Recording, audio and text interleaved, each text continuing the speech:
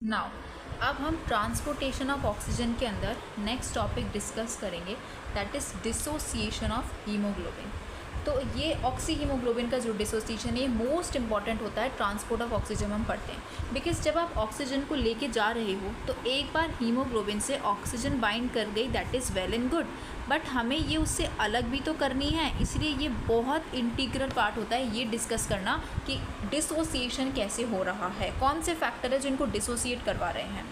तो देखो, ये पहली चीज़ कुछ पॉइंट है जो हम इससे पहले इसको डिस्कस करने इस टॉपिक को डिस्कस करने से पहले एक बार देख लेते हैं कि जब ऑक्सीजन का कंसंट्रेशन ज़्यादा होता है तब हीमोग्लोबिन ईजिली ऑक्सीजन से बाइंड कर जाता है और किस चीज़ का फॉर्मेशन करता है, ऑक्सी हीमोग्लोबिन का फॉर्मेशन करता है।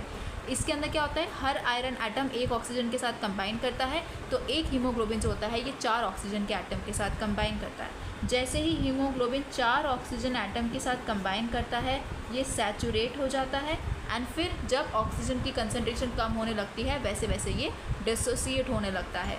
तो ये तो हमको क्लियर हो गया है कि ये एक रिवर्सिबल प्रोसेस है। तो यही हमारा फर्स्ट क्वेश्चन है कि हमें जानना है कि क्या there is a relation between concentration of oxygen in blood, कि ब्लड के अंदर ऑक्सीजन की कितनी कंसंट्रेशन है, क्या ये चीज़ अफेक्ट करती है Uptake and release of oxygen by haemoglobin. ये अफेक्ट करती है ना, I am telling you the fact कि ये अफेक्ट करती है। और इसी रिलेशन को हम डिस्कस करते हैं ऑक्सीजन हीमोग्लोबिन डिसोसिएशन कर्व में। तो ऑक्सीजन हीमोग्लोबिन डिसोसिएशन कर्व में हम क्या डिस्कस करते हैं कि ऑक्सीजन की कंसंट्रेशन जो ब्लड में है वो अफेक्ट करती है कि कितना हीमोग्लोबिन ऑक्सीजन से बाइंड करेगा कि डिसोसिएट करेगा, ऑक्सी हीमोग्लोबिन बनेगा कि डिसोसिएशन ऑफ ऑक्सी हीमोग्लोबिन होगा।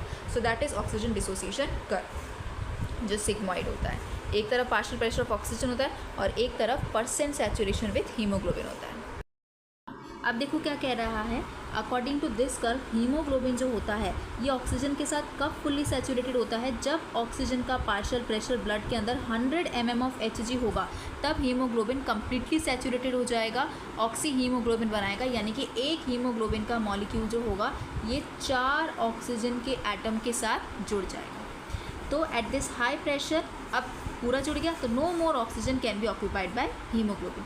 अब जैसे जैसे ब्लड के अंदर पार्शियल प्रेशर ऑक्सीजन का कम होता चला जाएगा, ग्रेजुअली ऑक्सी हीमोग्लोबिन जो होगा वो डिसोसिएट होने लग जाता है, और जब नेग्लिजिबल अमाउंट की ऑक्सीजन रह जाएगी तो ऑक्सी हीमोग्लोबिन कम्प्लीटली डिसोसिएट हो जाएगा और पूरी ऑक्सीजन रिलीज़ कर देगा, यानी कि चारों ऑक्सीजन के एटम जो होंगे वो रिलीज़ हो जाएंगे। तो यहाँ से हमको ये क्लियर हो गया कि हाई पार्शियल प्रेशर पे ऑक्सीजन जो होता है, at high partial pressure of oxygen there is association of hemoglobin and low partial pressure पे dissociation of hemoglobin होता है। इस तरीके से टिश्यू जो होता है वो ऑक्सीजन को रिसीव करता है।